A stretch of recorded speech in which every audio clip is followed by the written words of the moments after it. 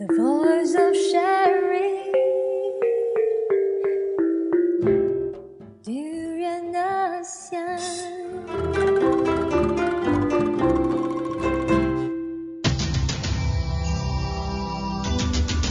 ASEAN Breakfast Call. First and foremost news from Southeast Asia. Good morning, everyone. You're listening to DurianASEAN.com. This is Gowri. This is Arlene, and today we are going to start our discussion with news from Southeast Asia. But first off, news from Malaysia. It's not really news. It's more like nightmare to me, actually. It is a nightmare to you because this is about UPSR. So we had nearly 400,000 pupils who set for UPSR nationwide. And how old were you, Arlene, when you sat for your UPSR exam? All of us were 12 years old. Well, how old are you now? Well, I'm not going to tell the world how old I am now.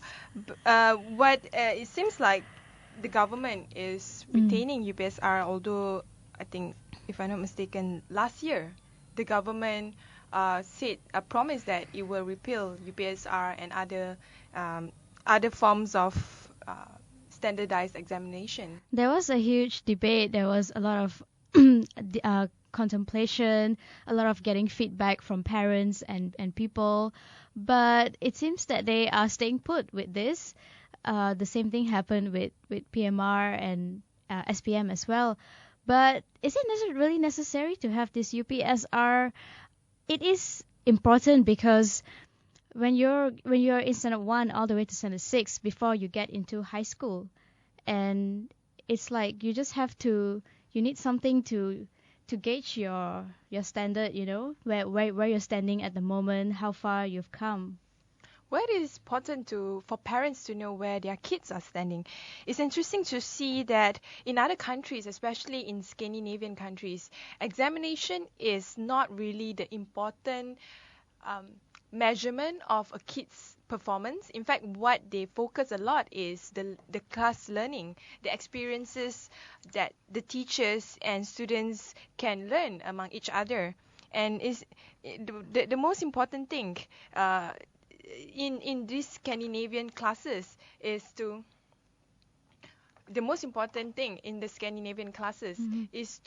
create this learning experience, not so much on standardized testing.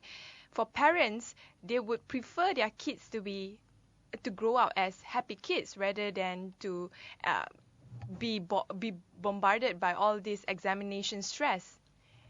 But it serves as a good measure before you get into high school, where people want to know where you stand. Even for the kids themselves, it really helps them to decide which school they want to go to, though it can be segregating in a way, because all the good kids who do very well go to all the good elite schools, whereas the others kind of get left off and they are sent to the average or schools that are deemed as not really as good as the other ones. But then again, it does serve its purpose, and it's good that they decided to retain the UPSR. And speaking of UPSR, really makes me feel so old because it happened a very, very long time ago. I beg to differ. UPSR is an examination for 12 years old kids. For 12 years old kids, they should learn how to play, how to mingle with people, how to communicate with others, to learn things. You kill the joy of learning by forcing them or by putting them into boxes where they need to learn how to do examination. A lot of the times we are being conditioned to learn because we need to earn a certain achievement in our examination, and that is not a good learning environment. And with all the pressure that comes with getting all the A's, because that is such a Malaysian culture, the more A's you get, the better. And UPSR has like 5 subjects, and 6. Every kid, it's 6 now? During my time, it's 7. Oh, okay. Well, my time it was 5. So, and everyone was so concerned about getting A's, and like you said, they don't pay attention to other aspects in life. They don't really have fun. They don't go out. They don't relax because their parents have told them, like you need to get 5 A's, and they are so absorbed with that. So tense up. Yeah, Somehow. exactly. You bring out a child that is or that is always stressful in life, that always need to compete for the wrong reason. A good learning environment, as what we can see in a lot of the successful Scandinavian countries, is to create an environment where you spark the curiosity in the kids. A lot of the winners of Nobel Peace Prize or Nobel Science Prizes, majority of them comes from a culture where education and learning is a norm. It's not something for the sake of examination. Learning a culture is more important than having UPSR. And they carry on this culture from UPSR even when they're in high school, for their SPM, when they go to university. It doesn't stop. It's all about the A's. And that is one of the weaknesses of our education system. There definitely needs to be more room for critical thinking, for people to have a balance between classroom education and physical outdoor activities. These are the justification spoken by the government. They said that it is to evaluate students' progress at the primary level before they move on to secondary school. Evaluation can take place in any form. Having UPSR is definitely not the best form of evaluating a student's performance. And also, as a kid, they probably don't feel so happy when they keep having to sit for exams and when they're constantly pressured. And speaking of happiness, there is a new method right now for the government to make people happy, which is by coming up with a new iPhone application where they have happy stickers to decorate their phones with. What about a happy song? Happy song. They have the happy song as well, and we're of course talking You mean about by Pharrell Williams or the other happy song? I think this is the Thai happy song. But of course, we're talking about Thailand, which is pretty infamous for their efforts to make the people happy. Like they had the World Cup screening, they had free ponies being given out, and then now they are giving out free stickers on iPhone. It's called Army Stickers, and It has been launched on iOS App Store and Google Play Store with the aim to supporting Thailand's National Council for Peace and Order. And the idea of giving happiness to Thais and the country. The app was developed by a local software company named Infomedia Innovation. Previously, the company also developed Kamnan stickers to support the anti-government People's Democratic Reform Committee, which was downloaded about 500,000 times over some 4 to 6 weeks. They are making a lot of money. But the developer also said that we do not plan to make any money from launching these army stickers. We developed this app because we want to be a part of giving happiness to the country. And to support the military leadership to return happiness to the country. But happiness is not something that you can force, or it's not something that you can get through giving stickers. That's like what you do with a 6-year-old kid or a 5-year-old kid, But this is the justification. Stickers. They say that Thai people love taking photos and sharing their photos on social media. Therefore, we blended the concept of chat sticker from Line and Line sticker with words to develop army sticker. And who say the armies are outdated? They know what they are doing. They are. But They are observing the culture they of know how Thai to society. get to the head of the people, apparently. Remember during Thai Revolution, 2 years back or a year back, they call it the selfie revolution, in fact. And it seems that they really know how to play with the minds of the people, but still, it's probably not that effective to change the mindset of the entire country. This probably appeals more for like the younger generation who are really absorbed with technology, with selfie taking. But the younger photo taking. generations are the ones that the army need to condition. In fact, the army are so into this, they even have like a step-by-step how to use the army sticker. It's stated here, to enjoy army sticker, download the app, then choose the existing photo or take a new photo and choose a sticker character to put on it. Then save and share the photo on Facebook or on Instagram. That's, I mean, even if it makes people happy, that doesn't mean that it immediately it immediately translates into happiness for the people. If I may relate this back to what happened in Penang last year when our Prime Minister Najib brought Psy to perform Gangnam Style in Penang. Yes, the people in Penang were happy, but did that mean that they were ready to accept BN again as opposed to DAP? That's that way of looking at things either. Yes, people are happy, they're having fun, but that doesn't translate to support. The Thai people are divided. They, as we see from the red camp to the yellow camp, actually they call it shirt, the red shirt to the yellow shirt to the blue shirt now, and now the army. Everyone is trying to gauge with the public and gain popularity support. And with the army, they have their own way, which is the youth way of doing it. Whether it's effective or not, we are here to see. Yeah, and they probably come up with more ways to. What I really don't understand is why they keep saying happiness.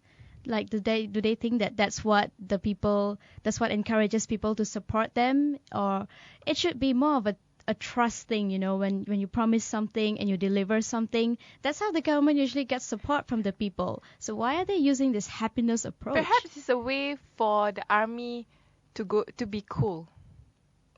In a way, people perceive the army as an outdated forces.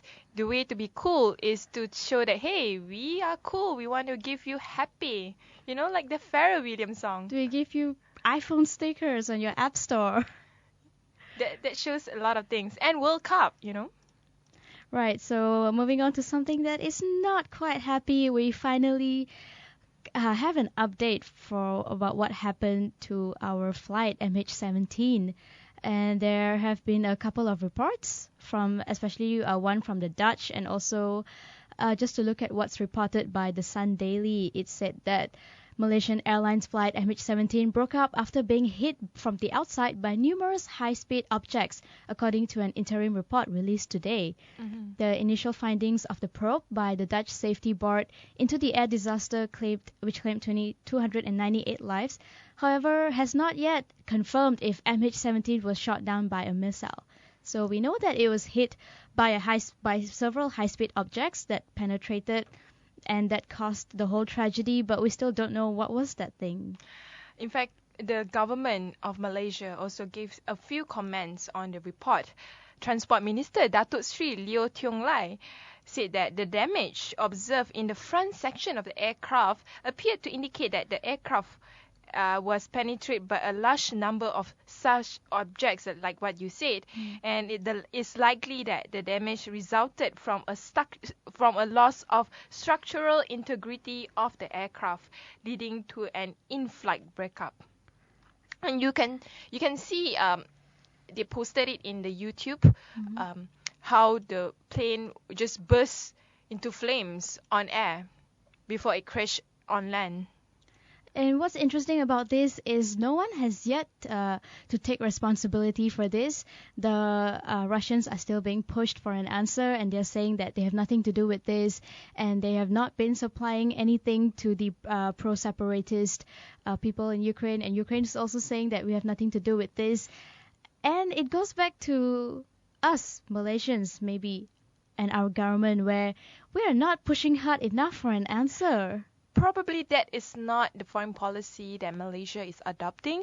From what it is being observed, Malaysian foreign policy is a bit different from EU or from Australia. From the side of Holland and Australia and even the EU as a whole, they are pretty strong in terms of their statement against Russia. They want Russia to make a statement on it, to be held responsible on the situation itself. But for Malaysia, we do not have EU as a backup. We are not as big as certain countries where economically we are still depending on a lot of the major superpower. Thus, it is understandable to see Malaysia being rather neutral, or in other words, people can say weak. But to a lot of people who believe in Malaysian foreign policy, they would say that Malaysia is maintaining its position of looking into the matter itself rather than pinpointing fingers at people, especially at superpowers like Russia and all that. Well, they don't have to pinpoint their fingers, but they should definitely be more aggressive to at least to ask for an answer as opposed to being laid back. And yes, they're carrying out the investigation. They're saying that, oh, we have full access to the site now, which is great, but it's such a tragedy, and we've lost so many people on board by an accident like this. I would expect the government to be a bit more aggressive in their approach to just push for an answer and not be laid back about it. Let's just shift the attention into the craft. As we all know, it is by an external forces that caused the destruction, and according to report itself, no indication of any technical or operational issue that were found in the aircraft or crew prior to the ending. In fact, the last transmission from the flight crew of MH17 was Romeo November Delta, Malaysia 17. Wow. And there was no other distress messages received by the air traffic control. And we really need to get to the bottom of this as soon as possible. The family members are waiting for an answer. All their loved ones back home, their remains are brought back. They've had a proper burial. Now it's time to find out what happened and to make those who are responsible for it actually pay for their actions, whoever it is. And moving on to still in Southeast Asia, a bit of a controversial topic regarding Al-Qaeda, where they say it's rebranding itself to stay relevant to Southeast Asia. Al-Qaeda's launch of a new branch in its heartland of South Asia masks the desperation of the world's former terror boogeyman, as it finds itself eclipsed by the savagery and the slickness of the Islamic State. Sorry, Al-Qaeda. ISIS is the new thing now. The new it thing now. Al-Qaeda? ISIS is the new it thing now. Oh, you said sorry, Al-Qaeda. Which is why they're rebranding themselves. Wow, this sounds like some product in the market. It sounds like a marketing strategy right. between Honda and Volkswagen. It seems like. What's interesting here is that this news by thestar.com.my said that Al-Qaeda was launched by Osama bin Laden back then, and there's been I was reading a couple of articles, and I find a lot of contradicting statements, where some articles claim that Al-Qaeda was initiated by bin Laden, but some articles also claim that Al-Qaeda was initiated by the CIA in the US, and some articles are saying that there is no Al-Qaeda at all. It's just something that people came up with out of fear because they don't know how else to label this terrorist. Perhaps all of the claims were right at one point or another. The thing about the history of Al-Qaeda that we need to understand is it came from a situation where in the 80s and 90s where the civil war were quite huge in those areas. So CIA was there to train them, and at that time, in the early days, the Russian troops were invading Afghanistan. So CIA was there to make sure that their forces are able to help the local community there to fight against the Russian. But after the Russian left, there's a huge gap where they somehow took over and formed their own forces, and that's where Al-Qaeda was born. And the history of bin Laden, as everyone know, he came to Afghanistan and he trained people, and that's where it became a worldwide organization. It's not even an organization, it's more like a network. But like you said, ISIS is definitely taking over Al-Qaeda right now, especially in places of influence like Afghanistan and Pakistan, where Al-Qaeda used to have a monopoly. And we also have a successor for bin Laden now, who goes by the name of Ayman al-Zawahiri, who is a communication method little changed in a decade.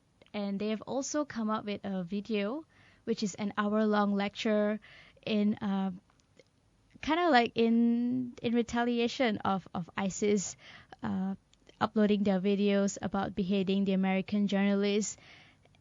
And it's like as if things are not bad enough. There are two different entities now fighting to see who can be more extreme. Mm-hmm. In fact, the difference between Al Qaeda and ISIS is the ideology. Al Qaeda never wanted an Islamic State as rigorously as ISIS, but Al Qaeda is more like a defense against westernization or Western forces. While when it comes to ISIS, their ideology is to get rid of anything un-Islamic, and that is why a lot of their victims are those who are the local community themselves, not necessarily external forces like the US and all that. In fact, a lot of them were Christians, even Sunni Muslims themselves, and of course the Shia Muslim. And what's interesting to note here is when Al Qaeda and ISIS, when they finally go against each other, because for now, of course, ISIS is focused in a particular area and Al Qaeda is rebranding itself and all. But what happens when they finally collide, when they finally are at loggerheads at each other? What would that ensue for the world? Well, we have to see. What would it be? And moving on to ASEAN, we have an article here by thestar.com.my as well, where they are saying that ASEAN Economic Community goals will not be met until 2020 or much later. And this article also, it's by the American Malaysian Chamber of Commerce, who said that 52 of its respondents from the 2015 ASEAN Outlook Survey believe that ASEAN will not reach its ASEAN Economic Community goals until 2020 or much later. And someone has already predicted that, which was our former Prime Minister Tun Mahathir, who said that 2020 is the year to go. But why would it take so long for us to get there? Because it has to be a collective effort as well, because ASEAN has 10 countries. So even when one country doesn't do well, it kind of affects the economic reputation of the entire region. It's not just about economy. It's also about creating the right structure and foundation for the economic community to prosper. If you look at EU, it's the best example. When you want to have a strong free trade between countries, you cannot just open up borders. It doesn't work that way. You have to make sure you have the basic structure like roads, right? Good transportation and immigration structure, and you need to ensure that the people are well educated. Hence, education and training should be number one priority in each of every government, or not, it will create somehow inequality between countries, where some countries will only be able to supply low skill laborers, and some countries are able to get expats or high skill labor. And another area that they need to focus a lot is also about the goal of ASEAN, where the goal in EU is to have the voices of the EU people be embedded as part of the region, the European region. The goal of ASEAN, if they are serious about creating this ASEAN community or ASEAN voices, it should be from an intergovernmental structure to move towards a more democratic structure, where every society within the Southeast Asia has a voice to share. AEC's main goal, as written here, is also said that it is to establish a single market and production base, to be highly competitive economically, to be of equitable economic development, and to be fully integrated into the global economy. To have a single market and production base, to be highly competitive, as being mentioned earlier, it has to come with the people of Southeast Asia. It shouldn't be just an avenue for low-skill labor market. It shouldn't be like that. And to be a fully integrated global economy, a strong force like the EU, it has to be done in a very step-by-step manner, carefully done. Hence, 2020 is a good number. And it's something that Malaysians are also looking forward. 2020, even when as a child, I was always looking forward. Like when everyone was talking about Wawasa Dopa Dopa, I was like, wow, 2020, that's a very long time. When is that gonna come? But now that it's only 6 years apart, it feels like it's so close, and we're wondering if we are ready for that yet. it is very close. A lot of regional, a lot of large powers like China and the US are interested in the Southeast Asian market. Having a stronger AEC or ASEAN economic community is the utmost important. In fact, as we all know, the TPP Trans-Pacific Partnership is one of the area where local governments in Southeast Asia are trying to push forward. It is still a very vague venture for a lot of government, and a lot of people of Southeast Asia are quite not really that keen into it, partly because of the vagueness. Right. Hence, it is important for governments in Southeast Asia to ensure that the people of Southeast Asia are well informed and there's a certain level of transparency. And it also says here that it's important for Malaysia to continue providing a business-friendly environment so that companies could help Malaysia become a regional hub and a center for excellence. And with that I think that wraps up our ABC news commentary for this morning. And I hope everyone learned a thing or two from our discussion this morning. And we will be back, of course, in a bit for our Blast from the Grassroots session. Goodbye.